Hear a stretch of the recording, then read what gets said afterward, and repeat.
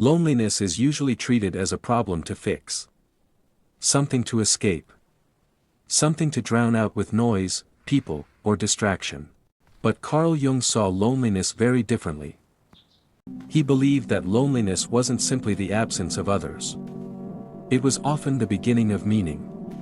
Jung noticed something unsettling about modern life.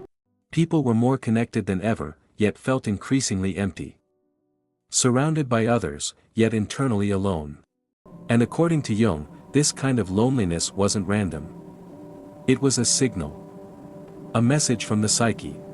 Jung believed that true loneliness appears when a person has outgrown the identity they've been living, but hasn't yet discovered who they really are. In other words, loneliness often arrives at the exact moment your old self no longer fits. You can feel lonely in a room full of people when you're no longer aligned with the roles you're playing. The mask no longer matches the face beneath it. The conversations feel shallow. The laughter feels distant. And suddenly, you feel invisible, not because no one sees you, but because no one sees the real you. Jung called this tension the beginning of individuation. Individuation, in Jung's psychology, is the process of becoming who you truly are. Not who society shaped you to be. Not who your family expected. But the deeper, more authentic self beneath conditioning. And here's the hidden part Jung emphasized: individuation is lonely by nature, not because something is wrong with you, but because becoming yourself means separating from the collective identity you once relied on. You begin to think differently. Feel differently. Question things others accept without hesitation. And that creates distance. Jung wrote that loneliness does not come from having no people around, but from being unable to communicate the things that seem important to oneself. When your inner world expands faster than your external world can understand, loneliness is the result, but Jung didn't see this as a tragedy.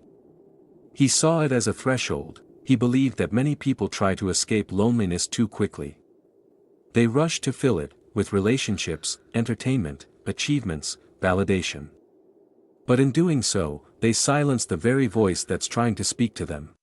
Because loneliness, in Jung's view, is often the psyche demanding attention. It's the unconscious asking you to turn inward. This is where meaning begins. Jung believed meaning doesn't come from external success or constant belonging. Meaning emerges when you form a relationship with your inner world. When you confront your shadow.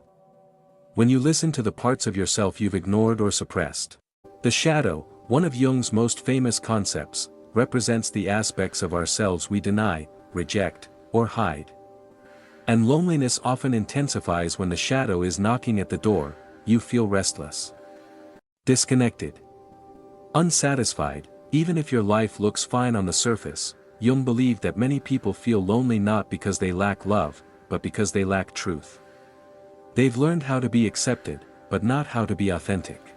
Loneliness, then, becomes the emotional cost of self-betrayal, but it can also become the doorway back to yourself. Jung warned that if you ignore this inner call, loneliness hardens into emptiness.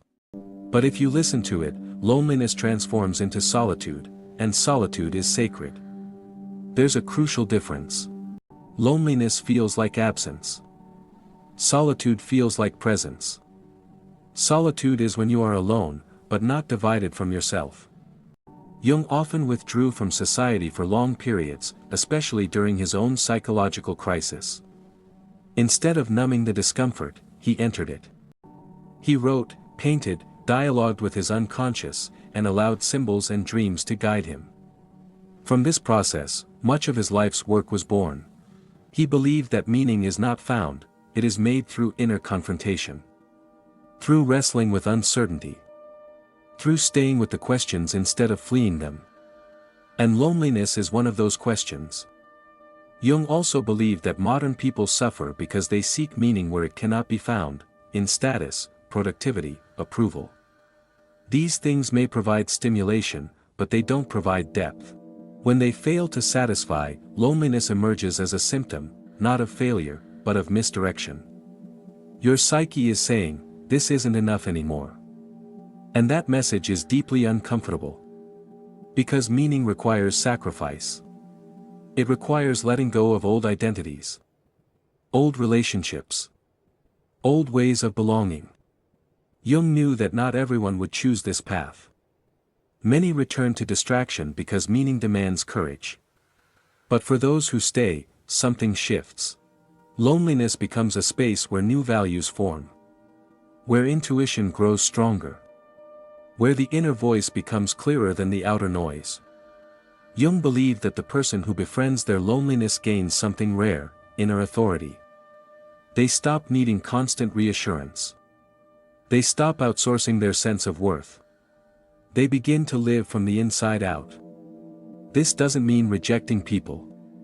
It means no longer losing yourself to them. Meaning, for Jung, was never about happiness in the shallow sense. It was about alignment. Living in accordance with one's inner truth, even when that truth isolates you for a time. And here's the paradox Jung understood deeply: the more individuated you become, the more meaningful your connections eventually are.